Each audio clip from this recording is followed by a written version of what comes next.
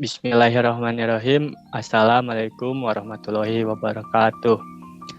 Puji dan syukur kita panjatkan kehadirat Allah Subhanahu wa Ta'ala atas rahmatnya. Alhamdulillah kita bisa bertemu di dalam jaringan video virtual ini. Salawat serta salam tidak lupa kita junjungkan kepada Nabi Muhammad SAW sebagai kita sebagai umatnya sampai akhir zaman. Amin ya rabbal alamin. Yang terhormat Ibu Cici Sutarsi sebagai dosen pengampu mata kuliah supervisi pendidikan. Nah, di sini saya selaku moderator dari kelompok 7 mengenai metode dan teknik supervisi pendidikan. Nah, di sini saya akan memandu jalannya presentasi dari kelompok 7 ya. Boleh dilanjut?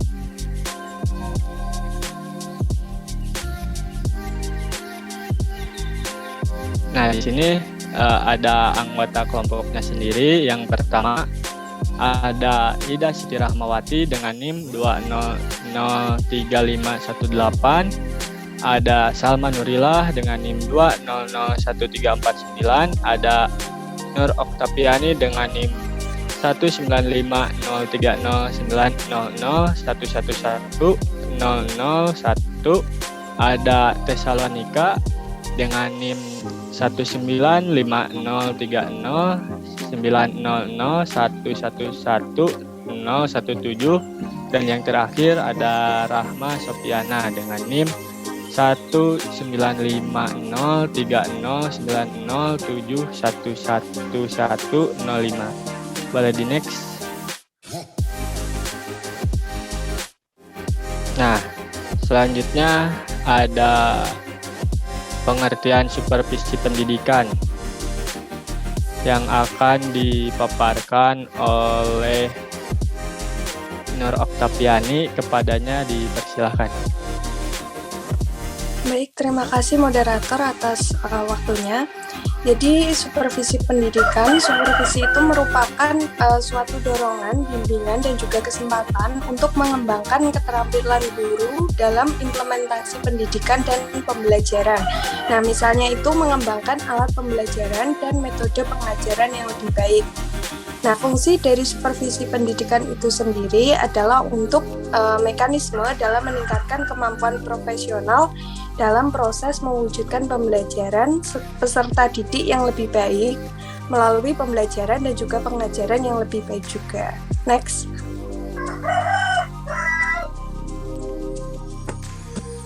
Nah, ini ada perbedaan metode dan teknik.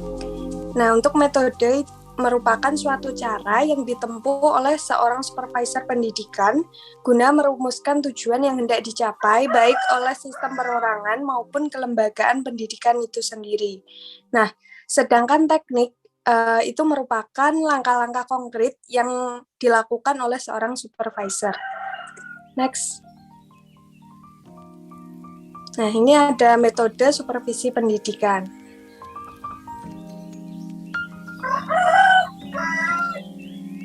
Nah, untuk metode yang pertama yaitu metode langsung, di mana metode langsung ini itu didasarkan pada pemahaman terhadap psikologis behavioristik.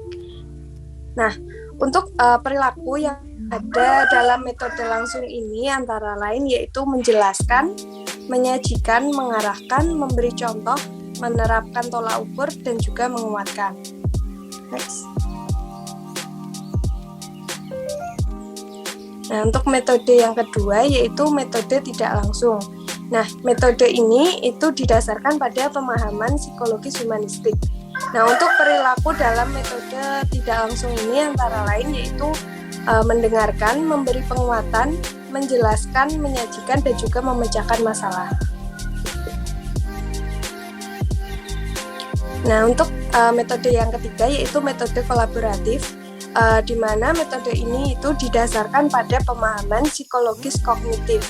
Nah, untuk perilaku dalam metode kolaboratif ini yaitu menyajikan, menjelaskan, mendengarkan, memecahkan masalah, dan juga negosiasi. Nah, untuk tahap-tahap kegiatan supervisi dalam metode kolaboratif ini yang pertama yaitu ada percakapan awal, observasi, analisis, percakapan akhir, analisis akhir, dan juga diskusi. Saya kembalikan lagi kepada moderator. Oke, baik. Terima kasih kepada Nur Oktaviani atas pemaparannya. Nah, selanjutnya ada materi mengenai teknik supervisi pendidikan yang akan dipaparkan oleh Tesalonika. Kepadanya dipersilahkan. Oke, terima kasih moderator atas kesempatannya. Saya lanjutkan yaitu materi mengenai teknik supervisi pendidikan. Boleh di next? Oke, untuk teknik supervisi pendidikan ini terbagi menjadi dua, yaitu ada teknik individual dan ada teknik kelompok. Yang pertama mengenai teknik individual. Teknik individual ini merupakan teknik supervisi yang dilakukan secara langsung oleh guru maupun supervisor tanpa didampingi oleh rekan sesama supervisor maupun orang lain. Untuk teknik individual ini terdiri dari 5 cara, yaitu kunjungan kelas, observasi kelas, pertemuan pribadi, menilai diri sendiri, dan kunjungan antar kelas. Boleh di next? Yang pertama untuk teknik individual yaitu ada kunjungan kelas. Kunjungan kelas ini merupakan metode supervisi yang dilakukan dengan cara seorang supervisor mendatangi atau mengunjungi kelas-kelas di mana terdapat guru yang sedang mengajar maupun pada saat kelas sedang kosong. Tujuan dari kunjungan kelas ini menurut Trisnawati yang pertama mengetahui kemampuan guru ketika mengajar langsung. Yang kedua mengetahui kelebihan yang dimiliki guru. Yang ketiga mengetahui kebutuhan guru.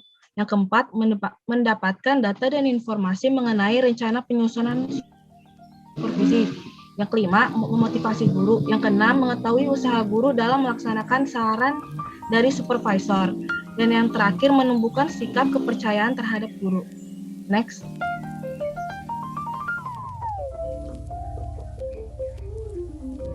Hal-hal yang harus diperhatikan supervisor ketika kunjungan kelas. Yang pertama, menghargai keberadaan guru. Yang kedua, memperhatikan peraturan. Yang ketiga, memilih tempat yang tidak menarik perhatian peserta didik. Yang keempat, membuat catatan proses pembelajaran yang dilakukan guru. Dan yang terakhir, melakukan pengamatan di dalam kelas.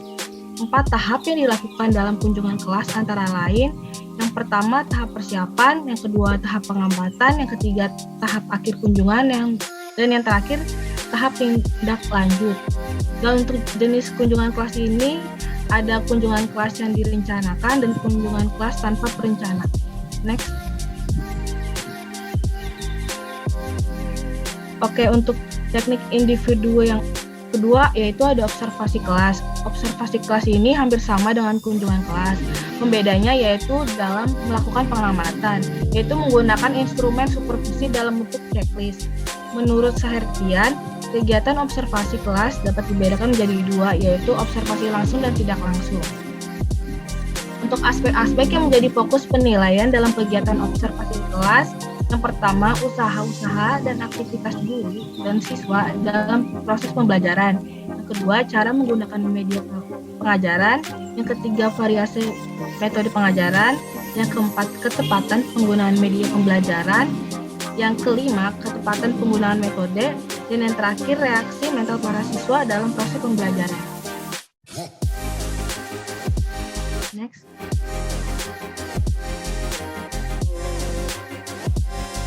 Oke, selanjutnya saya kembalikan ke moderator. Oke, baik. Terima kasih kepada Tesalonika atas pemaparannya.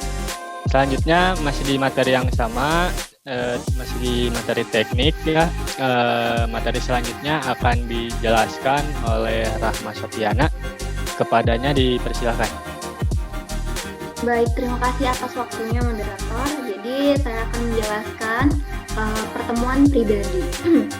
Jadi pertemuan pribadi ini sendiri itu maksudnya seorang supervisor ini melakukan percakapan secara langsung dengan guru dan menanyakan beberapa poin-poin penting yang ingin diketahui tentang usaha-usaha yang dilakukan oleh para guru dalam menangani permasalahan yang dimiliki oleh masing-masing guru.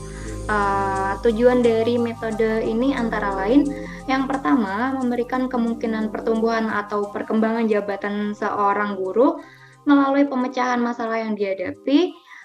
Yang kedua, mengembangkan proses pembelajaran menjadi lebih baik. Ketiga, memperbaiki segala kelemahan dan kekurangan yang dimiliki oleh guru. Untuk yang selanjutnya, menghilangkan atau menghindari segala prasangka. Untuk selanjutnya, menurut Hirt dan Sehertian 1981, metode percakapan pribadi itu dibedakan menjadi dua, yaitu percakapan formal, di mana percakapan pribadi setelah kelas, yang kedua ada percakapan informal. Nah, percakapan pribadi melalui percakapan sehari-hari. Lalu selanjutnya ada dari Swearikian dalam Hertian pada tahun 1981, percakapan pribadi ini dibedakan menjadi 4 jenis. Yang pertama ada classroom conference, yang kedua ada office conference, yang ketiga ada casual conference, dan yang terakhir ada observation visitation. Selanjutnya adalah menilai diri sendiri atau self evaluation. Jadi di sini menurut Trisnawati pada tahun 2014, metode menilai diri sendiri ini merupakan sebuah metode yang dilakukan dalam bentuk introspeksi diri, menilai kekurangan dan kelebihan dari diri sendiri untuk bisa mencari solusi atau permasalahan yang dihadapi. Nah, kelebihan dan kekurangan dari metode self-evaluation ini menurut Munawarah pada 2017, yang kelebihannya itu ada dua. Yang pertama, guru tidak merasa tertekan. Jadi dalam penilaian self-evaluation ini, menilai diri sendiri memungkinkan guru itu tidak akan merasa tertekan. Yang kedua, membangkitkan semangat berprestasi untuk meningkatkan kualitas diri dan juga peserta didiknya. Untuk kekurangannya, menilai diri sendiri itu bukanlah hal yang mudah. Yang kedua, penilaian yang dilakukan bersifat subjektif. Jadi media yang digunakan dalam self-evaluation ini adalah checklist. Jadi ada dua jenis checklist, yaitu yang pertama ada evaluation checklist, yang kedua ada activity checklist. Cara dalam menilai diri sendiri menurut Mariono 2011 yaitu yang pertama, menyiapkan daftar pertanyaan yang disampaikan kepada peserta didik untuk menilai suatu kegiatan atau aktivitas. Yang kedua, menganalisis berbagai tes terhadap unit-unit kerja. Yang ketiga, ada supervisor memberikan beberapa angket kepada guru untuk diisi sesuai kondisinya. Yang terakhir adalah kunjungan antar kelas, di mana kunjungan antar kelas dimaksud pada guru-guru ini melakukan kunjungan kepada kelas yang diajar oleh guru lain yang sedang mengajar. Nah, beberapa cara yang dilakukan untuk melaksanakan kunjungan kelas ini, yang pertama itu harus dilakukan secara direncanakan. Selanjutnya, guru-guru yang akan dikunjungi harus diseleksi. Terus menentukan guru-guru yang akan mengunjungi kelas. Lalu menyediakan segala fasilitas yang diperlukan. Lalu supervisor hendaknya mengikuti kegiatan ini dengan ikut mengamati dengan cermat. Selanjutnya mempersiapkan tindak lanjut setelah kunjungan dilaksanakan. Lalu langsung dilaksanakan atau diaplikasikan pada kelas guru yang bersangkutan. Dan yang terakhir itu adakah perjanjian-perjanjian untuk kegiatan kunjungan kelas berikutnya. Selanjutnya saya kembalikan kepada moderator. Oke, baik. Selanjutnya ada materi mengenai teknik kelompok. Materi ini akan dipaparkan oleh Ida Siti Rahmawati. Kepadanya dipersilahkan. Baik, terima kasih kepada moderator atas kesempatannya. Selanjutnya di sini saya akan membahas mengenai teknik kelompok. Nah, teknik kelompok dari supervisi pendidikan atau grup teknik ini adalah salah satu cara dalam teknik supervisi yang mana dalam melaksanakannya supervisor itu melakukan supervisi secara berkelompok kepada orang-orang yang disupervisinya. Nah, ada pun 7 cara dalam teknik supervisi kelompok ini. Boleh di next.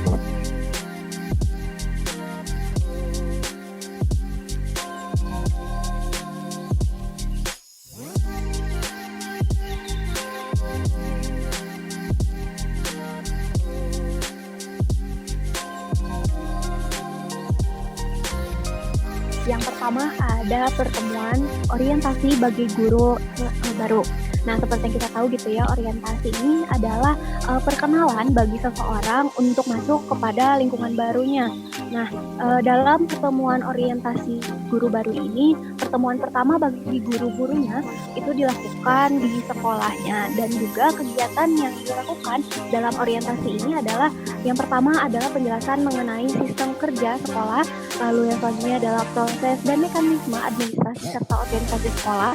Yang ketiga ada tanya jawab dan penyajian seluruh kegiatan dan situasi sekolah.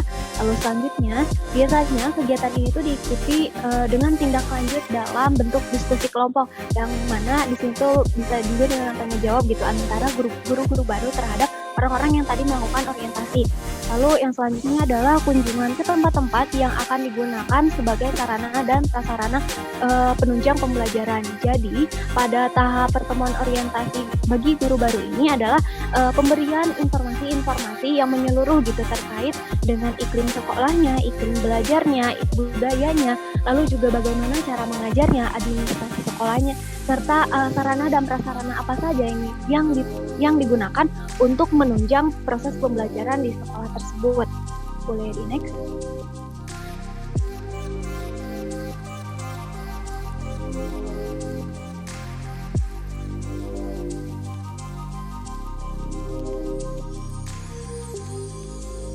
Baik, selanjutnya di sini ada rapat guru. Rapat guru menurut Rifai tahun 1982 adalah suatu pertemuan antara semua guru untuk membicarakan penyelesaian masalah yang dihadapi guru. Sekolah umumnya melakukan rapat guru ini dipimpin oleh kepala sekolah gitu ya. Nah, lalu adapun tujuan dari rapat guru tersebut adalah untuk menyatakan pandangan-pandangan guru tentang tugas dan fungsi sekolah dalam mencapai tujuan. Lalu yang kedua adalah mendorong guru-guru agar menerima tujuan dan melaksanakan tugas dan tanggung jawab dengan baik, dan berusaha untuk mengemukakan strategi dalam menciptakan situasi belajar yang lebih optimal. Lalu yang selanjutnya adalah memperbaiki kualitas personil, staf, dan program dari sekolah tersebut gitu. Jadi dalam rapat guru ini dilakukan brainstorming terhadap hambatan atau masalah-masalah yang dihadapi oleh guru selama proses belajar mengajar atau program sekolah yang lainnya gitu, agar pendidikan dan penyelenggaraan proses belajar mengajarnya pun dapat terselesaikan dengan baik tanpa adanya hambatan. Nah, yang selanjutnya adalah studi antar kelompok guru. Studi antar kelompok guru ini adalah teknik yang dilakukan secara informal, yang mana pada kegiatan itu guru-guru menyampaikan pengalaman masing-masing dalam mengajar terhadap topik-topik yang sudah diarahkan. Nah, pada studi ini itu dapat memberikan pengalaman bagi guru muda untuk diperkuat jati dirinya sebagai guru oleh guru-guru senior, begitu juga sebaliknya gitu. Adapun kalau misalkan ada masalah-masalah gitu yang terbaru yang terkini, guru-guru muda itu bisa sharing dengan guru-guru seniornya.